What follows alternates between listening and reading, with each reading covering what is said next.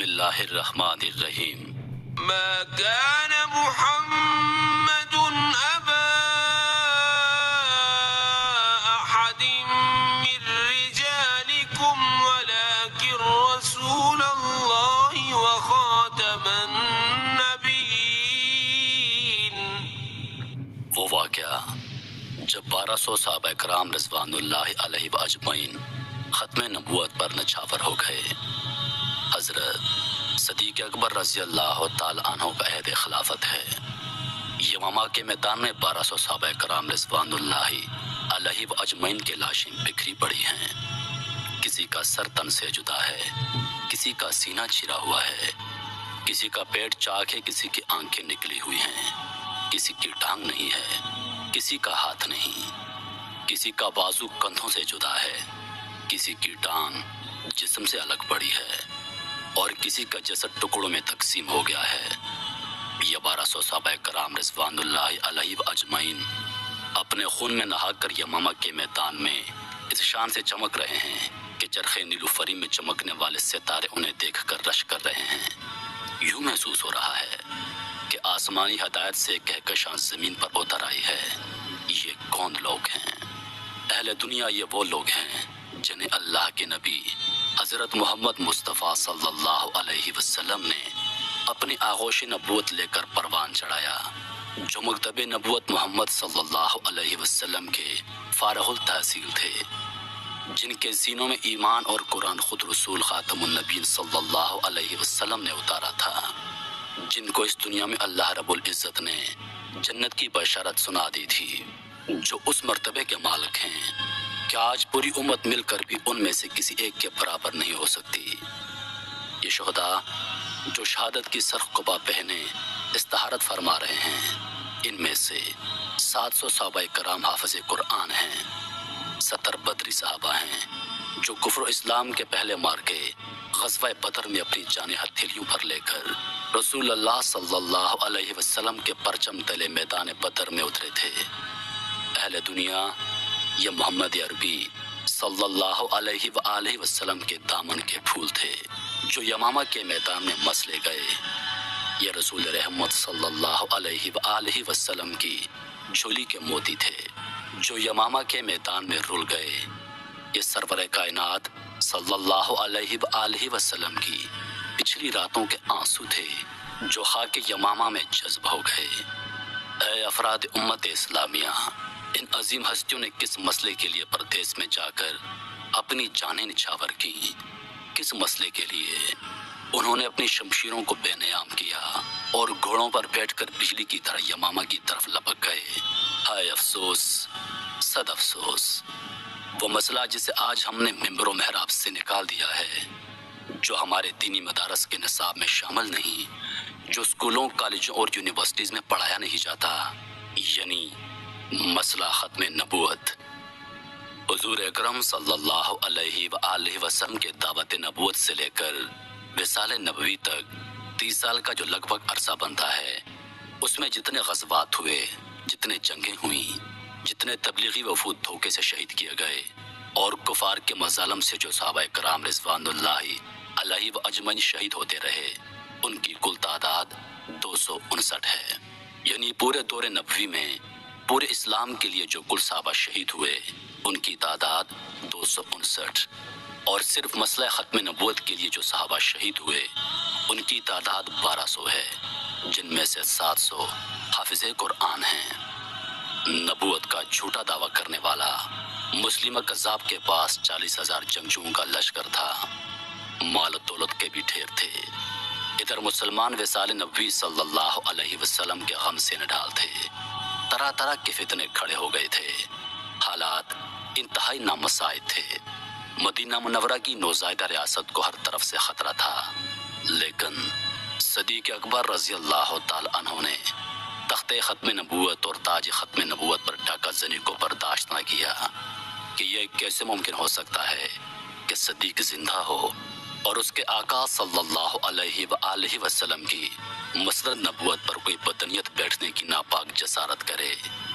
یار غار نے خطرناک حالات کی بالکل پرواہ نہ کی اور مسلمہ کذاب کی سرکوبی کے لیے پہلا لشکر حضرت شرجیل رضی اللہ تعالیٰ عنہ کی قیادت میں روانہ کیا، لیکن مسلمہ کذاب نے اس لشکر کو شکست دے دی۔ دوسرا لشکر حضرت اکرمہ بن ابی جہل رضی اللہ تعالیٰ عنہ کی قیادت میں روانہ کیا، لیکن مسلمہ کذاب کی فوج نے اس لشکر کو بھی شکست دے دی۔ فولاد اعظم کے مالک جناب صدیق اکبر رضی اللہ تعالیٰ عنہ نے ہمت نہیں ہاری۔ حضرت شرجیل اور حضرت اکرمہ رضی اللہ تعالیٰ عنہ دونوں کو ہدایت جاری کی کہ مدینہ منورہ لوٹ کر مت آنا، تمہارے آنے سے بددلی پھیلے گی، تم دونوں وہیں پر انتظار کرو، میں تمہاری مدد کے لیے سیف اللہ خالد بن ولید کے لشکر روانہ کر رہا ہوں۔ حضرت خالد بن ولید رضی اللہ تعالیٰ عنہ یمامہ پہنچتے ہیں اور مسلمانوں کا لشکر مسلمہ لشکر کے سامنے صف آرا ہوتا ہے۔ اہل یمامہ بڑی بہادری سے جم کر لیتے ہیں، دونوں طرف سے گھسان کی جنگ ہوتی ہے اور انسانی جسم گاجر مولی کی طرح کٹ کٹ کر زمین پر گرتے ہیں۔ مسلمان بڑی جانثاری سے لڑتے ہیں، لیکن مسلمی لشکر سیسا پلائی دیوار کی طرح کھڑا ہے۔ آخر حضرت خالد بن ولید رضی اللہ تعالی عنہ میدان جنگ میں کھڑے مسلم کذاب کو دیکھ کر عقاب کی طرح اس کی طرف لپکتے ہیں اور ساتھیوں کے ساتھ ایک بار کی زبردست حملہ کرتے ہیں، جس سے مسلموں کے قدم اکھڑ جاتے ہیں۔ مسلمان شہروں کی طرح دھاڑتے ہوئے مسلمہ کذاب کی فوج پر پل پڑتے ہیں اور انہیں تیزی سے قتل کرنے لگتے ہیں۔ اللہ پاک مسلمانوں کو فتح عطا کرتے ہیں۔ مسلمہ کذاب کے 40,000 لشکر میں سے 27,000 سپاہی میدان جنگ میں مارے جاتے ہیں اور ان کے ساتھ مسلمہ کذاب جہنم واصل ہو جاتا ہے، اور اس طرح جھوٹی نبوت بھی مجاہدین ختم نبوت کے ہاتھوں میدان یمامہ میں ہمیشہ کے لیے دفن ہو جاتی ہے۔ لیکن اس جنگ میں مسلمانوں کا بھی ایسا نقصان ہوتا ہے جو اس سے قبل اسلامی تاریخ میں کبھی نہیں ہوا تھا۔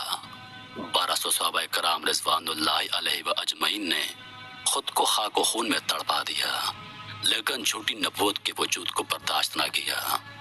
انہوں نے اپنی بیویوں کو بیوہ کر لیا، اپنے لاڈلے بچوں کو داغ یتیمی دے دیا، بوڑھے والدین کو بڑھاپے کی لاٹھیوں کو توڑ دیا، اپنے پیارے وطن مدینہ منورہ کو خیر بات کہہ دیا، مسجد نبوی اور روضہ رسول صلی اللہ علیہ وسلم سے جدائی برداشت کر لی، لیکن ان کی غیرت جھوٹی نبوت کو برداشت نہ کر سکی۔ مسلمہ کذاب کے فتنے سے بڑا فتنہ ہے۔ مرزا قادیانی نے پہلے نبی، پھر پیغمبر اور پھر رسول ہونے کا جھوٹا دعویٰ کیا۔ نبی پاک صلی اللہ علیہ وآلہ وسلم کے مقابلے میں نبی، پیغمبر کے مقابلے میں پیغمبر، رسول کے مقابلے میں رسول، کتاب اللہ یعنی قرآن مجید کے مقابلے میں کتاب، صحابہ کرام کے مقابلے میں صحابہ، امت کے مقابلے میں امت، مسجدوں کے مقابلے میں مسجدیں۔ علامہ اقبال رحمۃ اللہ علیہ نے فرمایا تھا کہ قادیانیت یہودیت کا چربہ ہے۔ چربہ مطلب اس کی نقل ہے۔ جتنے خطرناک مسلمہ کذاب کے پیروکار تھے، اس سے کہیں زیادہ خطرناک مرزا قادیانی کے پیروکار ہیں۔ مرزا قادیانی اور اس کی شیطانی جماعت کا کفر و ارتداد مسلمہ کذاب اور اس کی ابلیسی پارٹی سے زیادہ موذی ہے۔ آج جب میں کسی مسلمان کو قادیانی سے ہاتھ ملاتے دیکھتا ہوں تو مجھے صحابہ کرام رضوان اللہ علیہ اجمعین کے کٹے ہوئے ہاتھ یاد آ جاتے ہیں۔ جب میں کسی مسلمان کو قادیانی سے بغل گیر ہوتے اور قادیانی کے گلے میں بازو ڈال کے دیکھتا ہوں تو مجھے صحابہ کے کٹے ہوئے بازو تڑپانے لگتے ہیں۔ جب میں کسی مسلمان کو پاؤں گھسیٹتے ہوئے کسی قادیانی کے گھر میں داخل ہوتا دیکھتا ہوں تو مجھے صحابہ کرام کے کٹے ہوئے پاؤں رلانے لگتے ہیں۔ جب میں کسی مسلمان کو قادیانی سے ٹھنڈی میٹھی باتیں کرتا سنتا ہوں تو میرے کانوں میں میدان یمامہ میں مرتدین کے خلاف لڑتے ہوئے صحابہ کی زبان سے تکبیر کے بلبل انگیز صدا گونجنے لگتی ہے۔ جب میں کسی مسلمان کو قادیانیوں کی شادیوں میں ہنس ہنس کر شامل ہوتا دیکھتا ہوں تو مجھے صحابہ کرام کے یتیم بچے یاد آ جاتے ہیں۔ صحابہ کرام بھی کلمہ طیبہ پڑھتے تھے، یہ مسلمان بھی کلمہ طیبہ پڑھتے ہیں۔ صحابہ کرام بھی رسول اللہ صلی اللہ علیہ وسلم کے امتی ہیں، اور ہم مسلمان بھی رسول اللہ صلی اللہ علیہ وآلہ وسلم کے امتی ہونے کا اقرار کرتے ہیں۔ صحابہ کرام بھی عقیدے ختم نبوت پر پکا یقین رکھتے تھے۔ ہم مسلمان بھی عقیدہ ختم نبوت پر ایمان رکھنے کی پرزور دعوے دار ہیں، لیکن صحابہ کی ختم نبوت کے ڈاکوں سے جنگ، مگر آج کے مسلمان کی ختم نبوت کے ڈاکوں سے دوستی۔ صحابہ کا ختم نبوت پر سب کچھ قربان کرنا، مگر آج کے مسلمان کا ختم نبوت کے باغیوں سے کاروبار۔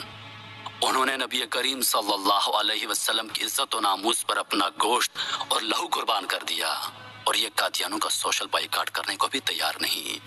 یہ تفاقت کیوں؟ قول و فعل میں اتنا خوفناک تضاد کیوں؟ کہیں ایسا تو نہیں کہ اس نے کلمہ طیبہ صرف حلق سے اوپر اوپر پڑھا ہے؟ کیا رسول اللہ صلی اللہ علیہ وسلم کی امتی ہونے کا اعلان صرف نوک زبان تک ہے؟ کیا عقیدہ ختم نبوت پر ایمان ہونے کا اعلان صرف فضا میں الفاظ باری تو نہیں؟ کیا عشق رسول صلی اللہ علیہ وسلم کا دعویٰ محض سخن ترازی تو نہیں؟ کیونکہ اس مسلمان کا کردار ان کے دعوے کی نفی کر رہا ہے۔